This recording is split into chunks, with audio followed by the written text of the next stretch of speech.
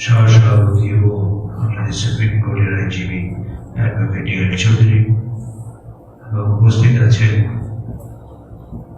Bangladesh guitar সংঘের প্রতিষ্ঠাতা সভাপতি এবং পত্র ট্রাস্টের সাবেক ট্রাস্টি বিশিষ্ট ধার্মিক ব্যক্তিত্ব শ্রী বাদল ভট্টাচার্যজি, উপস্থিত আছেন বাংলাদেশ হিন্দু সমাজ সংস্কার সমিতির গর্বিত সাংগঠনিক সম্পাদক শ্রী গৌরব দাস, উপস্থিত আছেন আর অন্যান্য মেহমান বৃন্দ, আমাদের পত্র ট্রাস্টের ট্রাস্টিবৃন্দ ও নিয়মিত ভক্তবৃন্দ সবাইকে জানাই পত্র ট্রাস্টের পক্ষ থেকে এই পবিত্র ঘরে শ্যামা পূজার অনেক শুভেচ্ছা। আমাদের আজকের যে সংক্ষিপ্ত আলোচনার আয়োজন আপনারা জানেন, আমরা দীর্ঘ 6 মাস যাবৎ এই শ্রী শ্রী সাই গোলাপগিরি আশ্রমের পবিত্র আঙ্গনে যে গোলাপবার ইতিহাস এবং ঐতিহ্য এবং শ্রী শ্রী দেবারী মহাদেবের যে জাগরিত অবস্থান সেটাকে তুলে ধরার জন্য আমাদের এই আয়োজন এবং সারা বিশ্বে চলমান যে করোনা ভাইরাসের প্রাদুর্ভাব সেটা থেকে মুক্তির জন্য আমাদের এই বিশেষ প্রার্থনা সহ আজকের মেলাঙ্গন, আজকের সন্ধ্যা একটি আনন্দ এবং মেলাঙ্গনে পরিণত হয়েছে। এর জন্য আপনারা শুধু এই ট্রাস্টিবৃন্দরা নয়, আপনারা যে প্রতিদিন যার ভক্তবৃন্দরা প্রত্যেকেই এটা সমান মর্যাদা এবং আমরা মনে করি এই পবিত্র আঙ্গনে যে আনন্দ উৎসব দিন দিন যেভাবে বাড়ছে আগামীতেও সেটা একটা সবারই হিন্দু ধর্মীয় বা আমাদের সনাতন ধর্মাবলম্বীরা যারা এখানে বসবাস করছি প্রত্যেকের জন্য একটি আনন্দঘন পরিবেশে উদ্ভব হবে এবং সবার জন্য একটা প্রার্থনা, একটা উপযুক্ত স্থান হবে। আজকে সংক্ষিপ্ত আলোচনার মধ্যে যদি আমার কথা বলার কথা নয়, যেহেতু এখানে আজকে বিজ্ঞ আলোচক বৃন্দ এখানে অপেক্ষা করছেন, এই স্বল্প সময়ের মধ্যে শ্রীমদ ভগবদ গীতা থেকে 13তম এবং 14দশ অধ্যায়, এই দুটি অধ্যায় থেকে আজকে বিশদ আলোচনা হবে। তো আমরা ওই থেকে প্রতিদিন টিভি গীতা বলছি, কিন্তু গীতার মর্মার্থ কথা মর্মার্থ বাণী আমরা কি কতটুকু পর্যন্ত ধারণ করতে পেরেছি এবং তার বিষয় আলোচনার বাইরে এটার অনেক আলোচনা রয়ে গেছে, সেটা আমরা কিছুটা আজকে আলোচকদের ভিতর থেকে কথা থেকে আমরা পাওয়ার জন্য চেষ্টা করব। তা আমার আজকে এই সংক্ষিপ্ত বক্তব্য নির্ধারিত না করে আমরা চলুন সবাই শ্রীমদ ভগবদ গীতার 13তম এবং 14তম অধ্যায় থেকে আমরা যে গীতার ব্রহ্মবাণী এবং মর্ম ইতিহাস, মর্ম বিবরণ এবং মধুর বিবরণ আমরা চলুন মন দিয়ে আমরা শ্রবণ করি এবং সর্বশেষে আমরা নাম সংকীর্তনের মধ্য দিয়ে এবং আজকে আমাদের মহাপ্রসাদের মধ্য দিয়ে আজকের এই আয়োজন আমরা শেষ করব। যাওয়ার আগে আমি সবার উদ্দেশ্যে একটা কথা বলতে চাই। আগামীকাল শনিবার শ্রী শ্রী শ্যামা পূজার অনুষ্ঠান, পরের দিন আমাদের কার্তিক পূজার অধিবাস, সোমবারে কার্তিক পূজার আয়োজন আছে। আপনারা নিয়মিত বক্তব্য আছেন, প্রতিদিন আমাদের সন্ধ্যা যে গীতা হয় সেটা অভিষেক হবে, পাশাপাশি পূজার প্রতিটি পর্বে আপনাদের সাদর উপস্থিতি এবং পারিবারিক সপরিবারের উপস্থিতি আমরা একান্তভাবে কামনা করি। সকলকে ধন্যবাদ।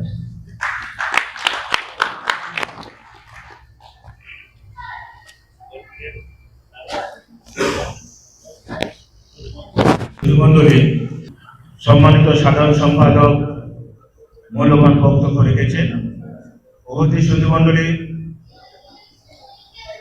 আজকে যাকে আমরা আলোচক হিসেবে এখানে পেয়ে ধন্য মনে করছি, আমাদের সেই তরুণ অহংকার, তরুণ প্রজন্মের অহংকার,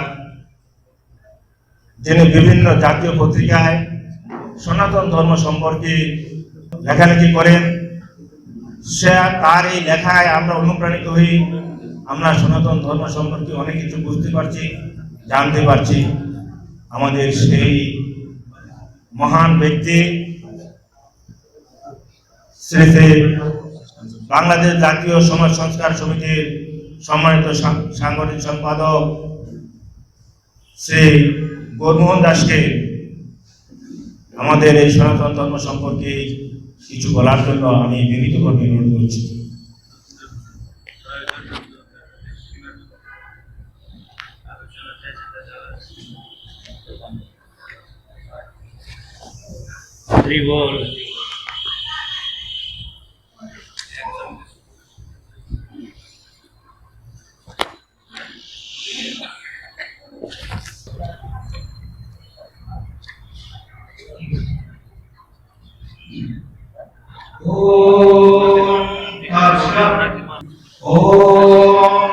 অখণ্ড মণ্ডলাকারম বেদমজেন চরাচরম তৎপদং দর্শিতং যেন তস্मै শ্রী গুরবে নমঃ।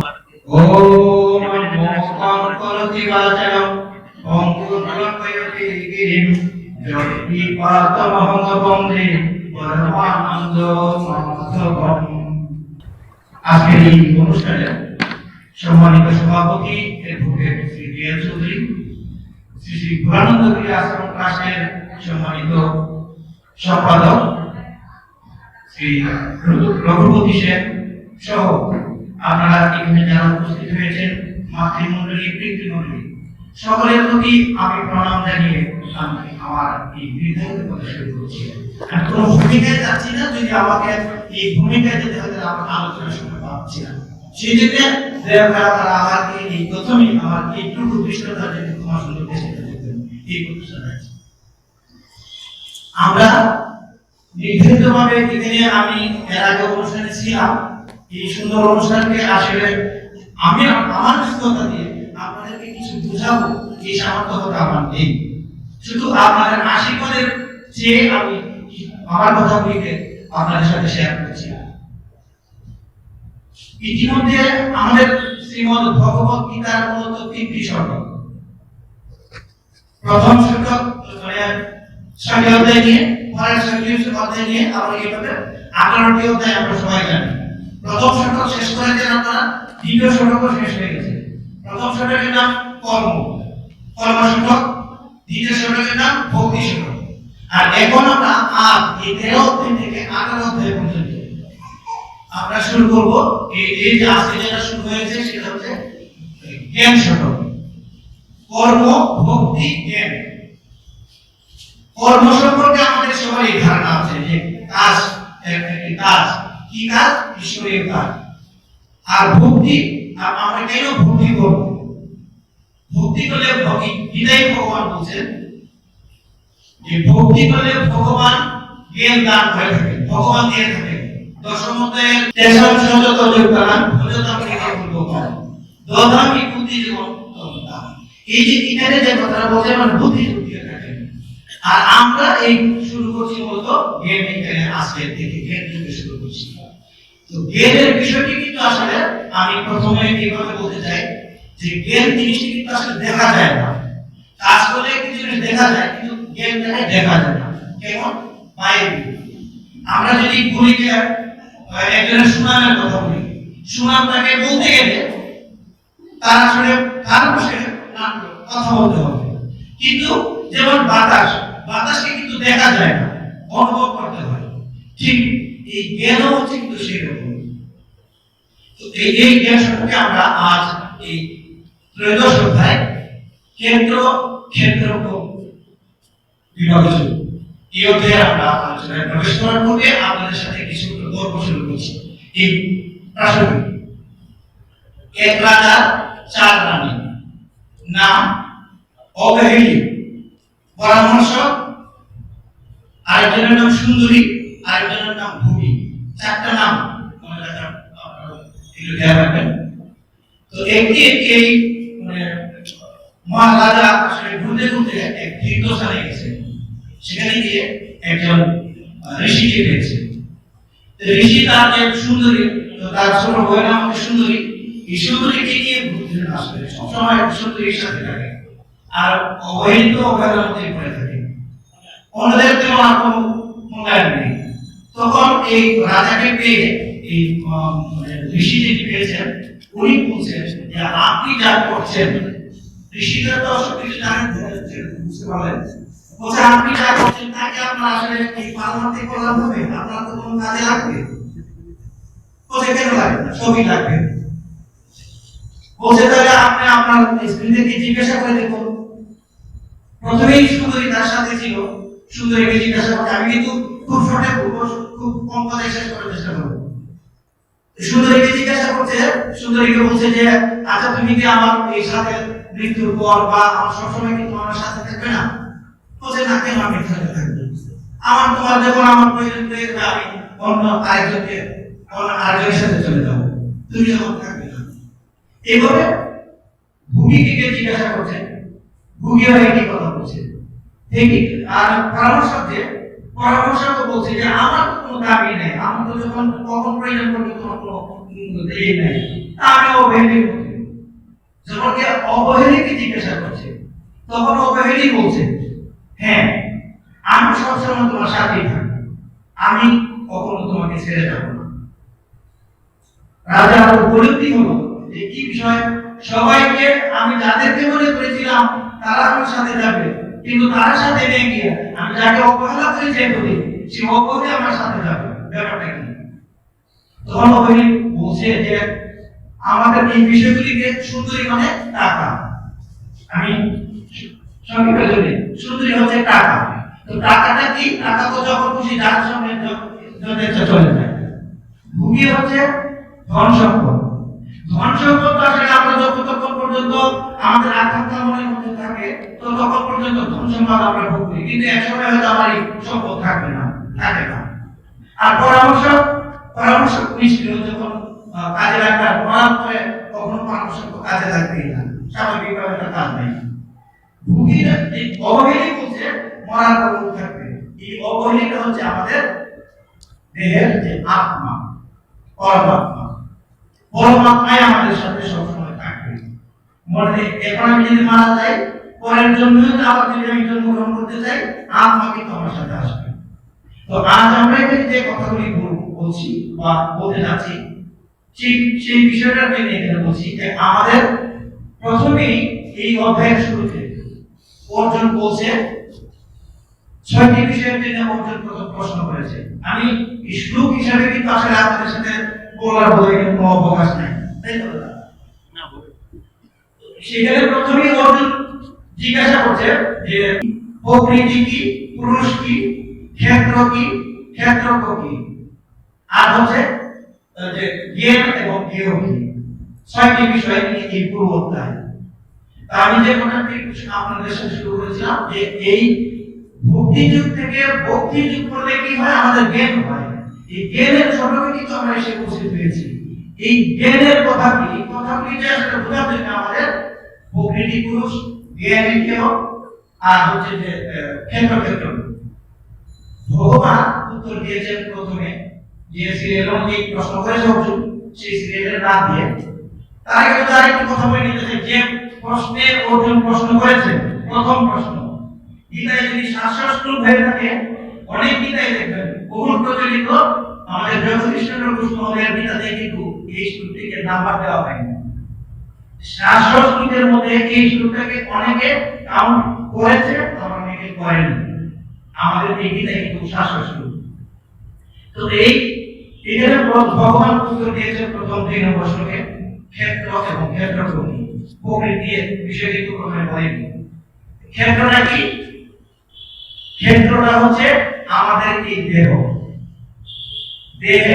আর দেহের সম্পর্কে যিনি ক্ষেত্র সম্পর্কে যিনি জানেন তিনি হচ্ছে ক্ষেত্র, মানে আত্মা। আমাদের দেহের যে মূল্য আছে, কখন মূল্য হয়? আমাদের দেহেরটাকে কিন্তু আমরা সবসময় বলি যে আমি যদি আমার হাতটাকে দেখাই তখন আপনাদেরকে বলবো যে এটা আমার হাত। আমি যখন আমার এই মাথাকে দেখাতে যাই তখন বলবো যে এটা আমার মাথা। কিন্তু আমি যদি এই মুহূর্তে যদি আমি মারা যাই তাহলে কিন্তু আমার ছেলে যখন আমার এই বডিটার পরিচয় দিবে বলবে যে আমার বাবা চলে গেছেন। মানে আমার বডিটাকে দাম দিচ্ছে না তখন। এর আগ পর্যন্ত কিন্তু আমি বডিতে সাবান, তেল, স্নো পাউডার যা আছে আমরা সব দিচ্ছি, এই বডির যত্ন নিচ্ছি। এর ভিতরে যে আত্মা আছে এর জন্য কিন্তু আমরা কোনো কাজ করছি না। এর যে খাবার আছে, খাদ্য আছে, বা এর সম্পর্কে যে আমাদের জানা প্রয়োজন এইটুকু কিন্তু আমরা উপলব্ধি করছি না। তো এখানে এই কথাটাই বলছে যে আমাদের এই দেহের যিনি মালিক তিনি হচ্ছেন ক্ষেত্রজ্ঞ। এই ক্ষেত্রজ্ঞ পরে বলছে যে এই ক্ষেত্র কি আমাদের দেহটাকে কিন্তু কয়টা উপাদান দিয়ে তৈরি? আমরা সপ্তম অধ্যায় করে এসেছি, প্রথমত 8টি উপাদান দিয়ে তৈরি। এই কথাগুলো আমরা আরো জানবো। এই ক্ষেত্রজ্ঞের যে বিষয়গুলি, ক্ষেত্রজ্ঞ এর লক্ষণগুলি কি, এই বিষয়গুলি বিস্তারিত এখানে আছে। যে ক্ষেত্রের 4টি বিষয় থাকে। এই 4টি বিষয় যে স্বরূপ, স্বভাব, তারপরে কিরূপ সেটা বিকার হয়, উৎপত্তি এবং ক্ষেত্রজ্ঞের 2টি বিষয় থাকে, সেটা স্বরূপ এবং স্বভাব। তো এই বিষয়ে ভগবান আবার কথা বলছেন 6, 7 এবং 8 নম্বর শ্লোকে। এখানে এসে বলছে যে আমাদের এই দেহ পঞ্চ মহাভূত, অহংকার, বুদ্ধি, মূল প্রকৃতি, 10 ইন্দ্রিয়, মন এবং ইন্দ্রিয়, এই যে 24টি রয়েছে, এগুলি দিয়ে আমাদের এই হচ্ছে ক্ষেত্রের যে উপাদানগুলি, ক্ষেত্রের যে বিষয়গুলি আছে। সহজে মনে রাখার জন্য আপনাদের সাথে সেটা একটু শেয়ার করতে চাই যে সেটা হচ্ছে যে ভগবানের নামের মধ্যে প্রথম যে এই মহাভূত, 5টি পঞ্চকে, 5টি ভূতকে মহাভূত বলা হয়ে থাকে। ইতি, অপ, তেজ, মরুদ, গুণ। ভগবান নামের মধ্যে এই 5টি রয়েছে। ভগবান দেখুন, ভতে ভূমি, গতে গগন মানে আকাশ, এই যে ইতি, অপ, তেজ, মরুদ, গুণের কথা করে বলছি। ভগবান বলতে বায়ু, আকারে বয়ের মধ্যে যে আকার আছে, আকারে আগুন। তারপরে ন, ভগবানের নতে হচ্ছে নীর, আর নীর অর্থ হচ্ছে জল। তাহলে এই ইতি, ক্ষিতি, অপ, তেজ, মরুদ, ভূম, এই 5টি উপাদান আমাদের ভগবানের নামের মধ্যে রয়েছে। তো এই বিষয়টি হচ্ছে ক্ষেত্রের উপাদান। যেখানে মানে ক্ষেত্র যদি আমরা সাধারণভাবে বলি যে আমাদের হাল চাষের জন্য যে জমি, ক্ষেত, যেখানে চাষ করলে হয়, আমাদের দেহের মধ্যে যদি আমরা চাষ করি, যে আমাদের ওই যে সভাপতি মহোদয় গানে শুনে করবেন যে সেবা সমিতি আছে না, যে ইদানি আবাদ করলে ফলতো সাদা, আমি প্রথম নাটে বলে গেছি মন রেখে শিক্ষা কাজ যাবে না। এই যে আবাদ করলে ফলতো শোনা কোথায়? আমাদের এই দেহে। এই দেহটাকে আমাদের এই চাষের থেকে এই দেহটাই হচ্ছে মানে ক্ষেত্রের বিষয়। এই প্রকৃতিতে যে উৎপাদন হচ্ছে 2টি বিষয় নিয়ে, আর ক্ষেত্রের বিষয়ে আমরা পরবর্তীতে যাচ্ছি। এরপরে বলছে যে ক্ষেত্রজ্ঞ, এই ক্ষেত্রজ্ঞকে চিনতে হবে কিভাবে চেনা যাবে? এইভাবে তাকে চেনার জন্য 8 থেকে 12 নং শ্লোক পর্যন্ত 20টি গুণের কথা বলা হয়েছে। আসলে এই ক্ষেত্রজ্ঞের বিষয়গুলিকে চিনতে গেলে এই 20টা গুণ জানতে হবে। 20টা গুণের মধ্যে প্রথমে আছে কি? আমাদের যে নিরহংকার হওয়া। তো এক একটার মধ্যে আসলে সময় এভাবে দিব না।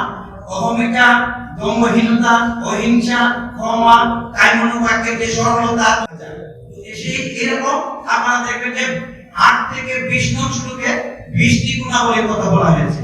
সেই 20টি গুণাবলীকে যদি আমরা বিশ্লেষণ করতে চাই, যেমন ধরেন ক্ষমা, তো ক্ষমাকে যদি আসলে আমরা এই সম্পর্কে একটা উপমা টানি তাহলে কিন্তু আমাদের জন্য সহজ হতো, কিন্তু এখানে সময় কেটে সেটা হবে না।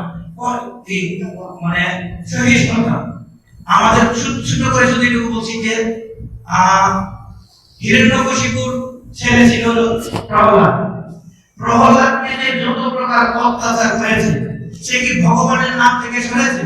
কখনো না। কিন্তু সেই রকম এইরকম সহিষ্ণুতা আমাদের থাকতে হবে। তাই মনোবাক্যে যে সরলতার কথা বলা হয়েছে, সরলতাটা কিরকম? ওই যে সভাপতি মহোদয় একদিন আলোচনা করে বলছিলেন যে এই সত্যকাম এবং যা বলার কথা আপনারা সবাই জানেন। সত্যকামের মায়ের নাম হচ্ছে জাবালা। তো সত্যকাম যখন আসলে গুরু গৃহে গিয়েছিল, এই গুরু গৃহে সে আসলে এই মানে উপদেশ শিক্ষা করে গিয়েছিল গৌতম ঋষিকে। তো গৌতম ঋষিকে যাওয়ার পরে আমরা যদি স্কুলে যাই, ভর্তি হতে গেলে তখন আমাদেরকে মা বাবার নাম জিজ্ঞাসা করে। গুরুদেব তাকে মা বাবার নাম জিজ্ঞাসা করেছে। বলছে আমার মায়ের নাম তো বলতে পারি, বাবার নাম তো বলতে পারি না, আমরা তো আমার বাবার নাম জানি না। কাহিনীগুলো হয়তো আপনারা সবাই জানেন, আমি তবু এটাকে মানে শখের কারণে ছোট ছোট করে বলছি। তো এই মানে সত্যকাম গুরুদেবের কাছে আসলে তার পিতৃ পরিচয় দিতে পারেনি। তখন গুরুদেব বলছে যে তোমার মার কাছ থেকে জেনে আসো। আসতে বাড়িতে বলছে মায়ের কাছে যে মা, আমি তো ভর্তি হতে গেলে আমার বাবার নাম বলার দরকার, আমার বাবার নাম কি?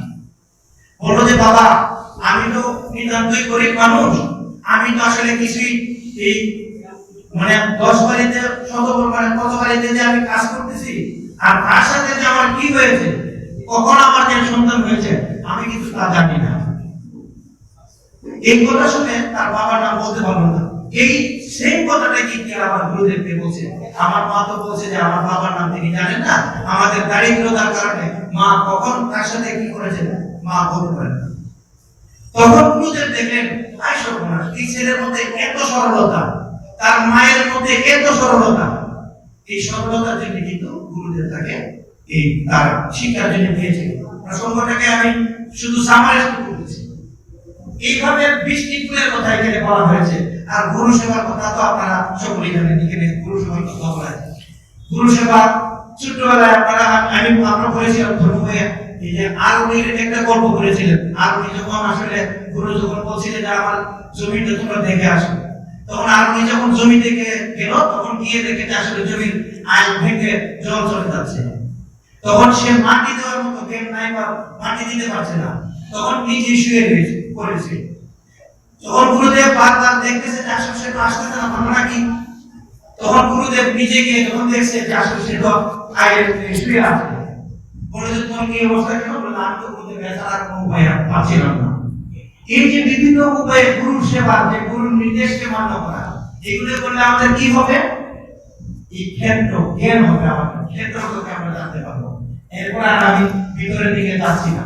এই ক্ষেত্রকে এবং জ্ঞানের বিষয়টাকে আমাদের যারা বিধি মৃত্যু এই সমস্ত জিনিসেরা আমাদের যে সমস্ত ক্ষতি হয়, স্ত্রী পুত্রের সুখ দুঃখের মমত্ববোধের অভাব, নির্জন স্থানে বসবাস, আমাদের যে প্রার্থনা করতে হয় তাদের নির্জন স্থানে বসবাস, এই বিষয়ে মোট 20টি বিষয়ে আলোচনা করা হয়েছে এই 8 থেকে 12 নং শ্লোকে।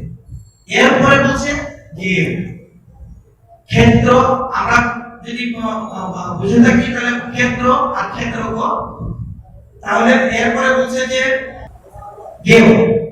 জ্ঞেয়ের বিষয়টি বলছে 13 থেকে 18 নং শ্লোক পর্যন্ত জ্ঞেয়ের বিষয়গুলি বলছে। তো জ্ঞেয়টা কি? জ্ঞেয়টা হচ্ছে যে আমাদের যে আমরা যে বিষয়গুলিতে উপলব্ধি করব যে ভগবান এই 14 নং শ্লোকে বলছেন যে সর্বত পানি পাদন্তম, সর্বত অক্ষিশির মুখম, সর্বত শ্রুতির মহম লোকে, সর্বত আপৃতম তিষ্ঠতি।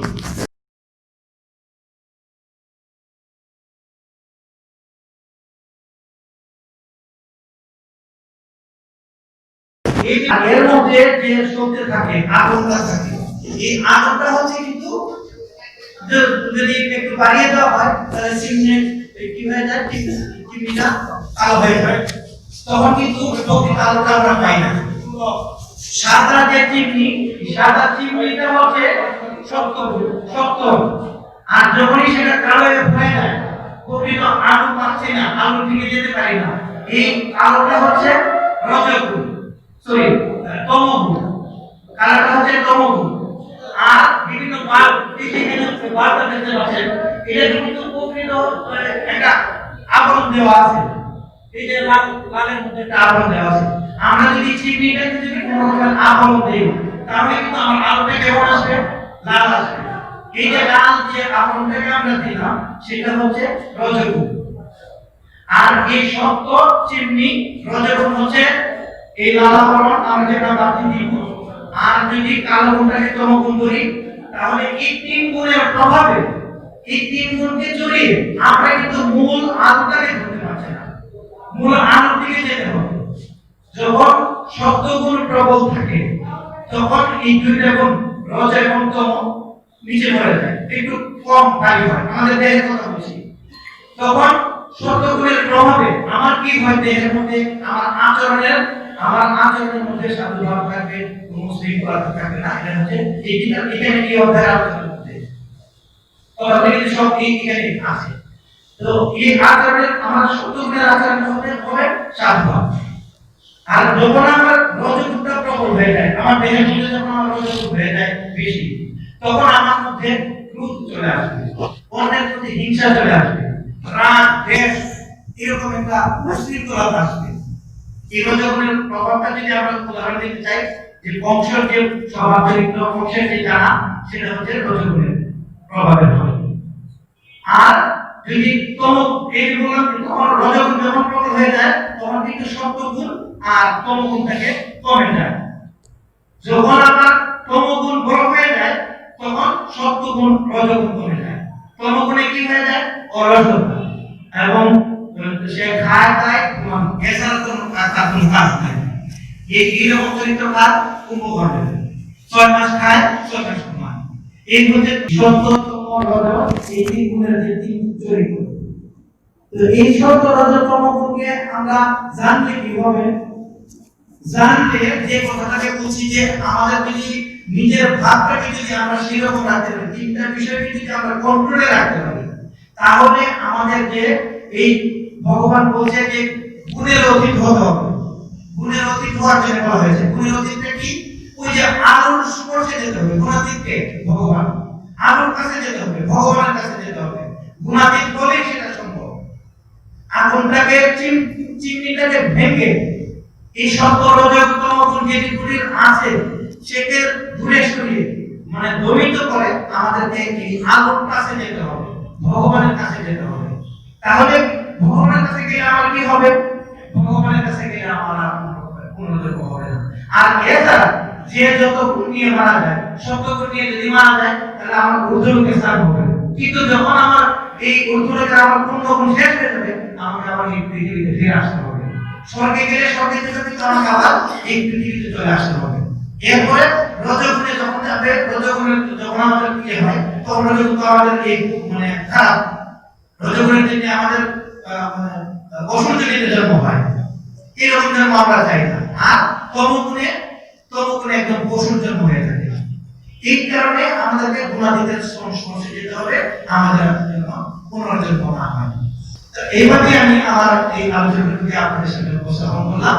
আমার যদি কোনো ভুলভ্রান্তি হয়ে থাকে, আপনাদের কাছে ক্ষমা সুন্দর দৃষ্টি প্রত্যাশা করছি। ওম সর্বেষাং মঙ্গলাং ভুয়াৎ, সর্বে সুখিনো ভবন্তু, সর্বে সন্তু নিরাময়াঃ, সর্বে ভদ্রাণি পশ্যন্তু, মা কষ্টিৎ দুঃখ ভাগ ভবেৎ। সকলের সুখ ও শান্তি হোক, এই কামনা শেষ করছি। নমস্কার। বংশের মধ্যে শেষ করার জন্য অনুরোধ করছি। গৌরমোহন দাস খুব ভালো বক্তব্য রেখেছেন। পরম পিতা ভগবানের কাছে গেলে আমাদের পরিবর্তন হয় না।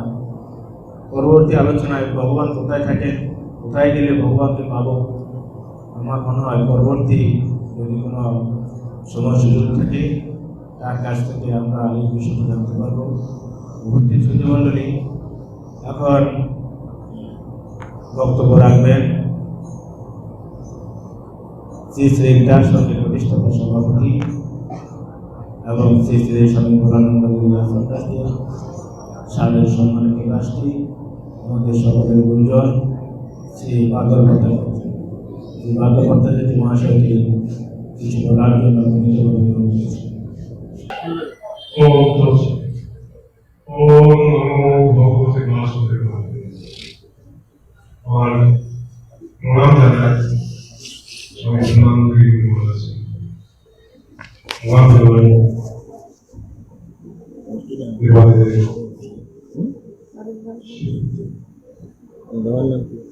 উপস্থিত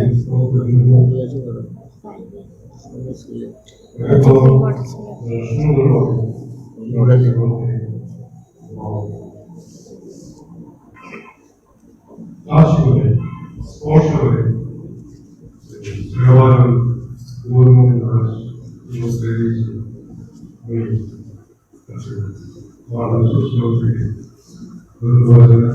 এবং ভগবান শ্রীকৃষ্ণের কাছে তার স্মৃতি প্রার্থনা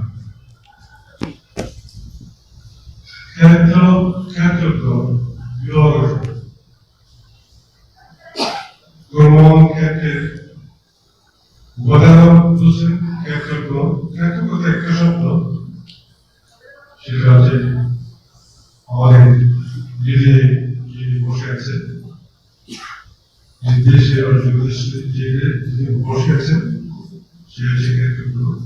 আর এই ভোগায়তন ব্যবহারটাই হচ্ছে ক্ষেত্র। সেটা 24টা উপাদান দিয়ে গঠিত। এটা কর্ম সংস্কার ভাবে করছে। তারপর ক্ষেত্র সে জীবাত্মা সেটা বলছেন কারণ এই ক্ষেত্রকে জানতে হলে আমাদের কিছুটা সাধনা দরকার আছে, জ্ঞানের সাধনা। তো জ্ঞানের লক্ষণ অমানিত অলম্বিত হিংসা ভ্রান্তি আত্ম উনি চমৎকার ভাবে অমানিত থেকে অনেকগুলো বলছেন। এগুলো আমাদের প্রত্যেক জীবনে পরিচিত করার বিষয়, প্রত্যেক জীবনে পরিচিত করার বিষয়। হয়তো কয়েকটা জিনিস হয়তো আমরা আমাদের অসুবিধা হতে পারে, যেগুলো হচ্ছে অনেকগুলো চোখে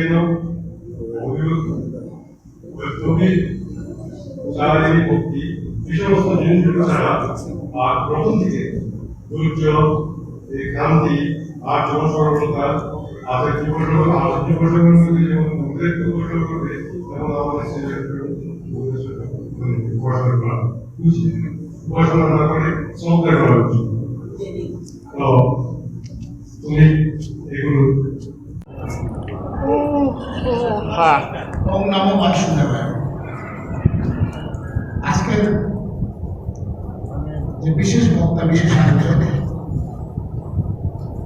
স্নেহাস্পদ মোহন দাস অত্যন্ত সুন্দরভাবে ত্রয়োদশ এবং চতুর্দশ অধ্যায়ের উপর তার আলোচনা উপস্থাপন করেছেন। আমি মুগ্ধ হয়েছি তার আলোচনায়। সুযোগ পেলে তাকে আবারও আহ্বান করা হবে। আমাদের মাধব ভট্টাচার্য মহাশয় আমাকে কিছুটা আমার দায়িত্ব ভাগ লাঘব করেছেন, কারণ গৌরমোহনের বক্তব্যের সভাপতি যে বক্তব্য রাখার কথা, বিশ্লেষণ করার কথা, সেটা তিনি করে আমাকে ভারমুক্ত করেছেন। রাজীব চক্রবর্তী আগামীকাল কালী পূজা উপলক্ষে যে ভাষণ দিলেন সেটা অত্যন্ত মনোগ্রাহী হয়েছে এবং অনেকের জানার বিষয় জেনেছেন। আগামীকাল কালী পূজায় তিনি আলোচনার ব্যবস্থা রাখলে ভালো করবেন, আমরাও যাতে অংশ নিতে পারি। এবং কালী পূজা নয়, সেগুলো আমরা আগে অন্তত 20-30 বছর আগে থেকে চট্টগ্রাম অঞ্চলে নোয়াখালী সহ রাজীবদের বাড়ির পর্যন্ত বিভূতি ভট্টাচার্য, অধ্যাপক রঞ্জন চক্রবর্তী, অধ্যাপক মন্দির, আমরা 2-3টা প্রকার বিভিন্ন জায়গায় গিয়ে এবং বলতাম যে কোনো পূজায় একটা আলোচনা সভা যেন রাখা হয়, কারণ আমাদের ছেলে মেয়েরা ধর্মসম্মত অত্যন্ত অগরম। রাজীব চক্রবর্তী কথা বলছে ধর্ম কথা শুনতেও চায় না, ধৈর্য নাই, প্রসাদের জন্য অপেক্ষা করতেছে এবং যে কথা বলছে এই কথাটা বলে একবার গীতা সঙ্গের সেক্রেটারি মহোদয় আমার কিছুটা উষ্ণ প্রকাশ করেছিলেন যে 12টা 12:30টায় ভক্তরা উপস্থিত হয়, এই প্রসাদের ডাক দেওয়া হয়, সবাই হুকুম করে চলে যায়, অষ্টাদশ অধ্যায় সমাগত অপেক্ষা করে না। যাই হোক, এই হিন্দুদের এই যে ধর্ম থেকে একটু দূরে থাকা, এটা আমি অপছন্দ করি। এবং ধর্ম মানুষকে রক্ষা করে। রাজীব একটা কথা বলছে যে আমি ধর্মটা বুঝি টুঝি না। ধর্ম যদি তুমি না বুঝো 1 মিনিটও বাঁচতে পারবে না। ধর্ম পালন করো, ধর্ম বুঝো এবং প্রতি মুহূর্ত বেঁচে থাকার জন্য ধর্মের আশ্রয় নিতে হয়। প্রত্যেক জীবকে, মানুষকে জীবকে, এটা সবাই অবগতির জন্য জানালাম। এবং আজকে আমি দীর্ঘায়িত করতে পারছি না, আমার ব্যস্ততা আছে, সেই জন্য আমি সভা এখানে শেষ করলাম। কালকে কালী পূজায় রাজীব চক্রবর্তীকে অনুরোধ করব আলোচনার ব্যবস্থা রাখার জন্য, কালী পূজার উপর বক্তব্য রাখার জন্য। সবাইকে ধন্যবাদ।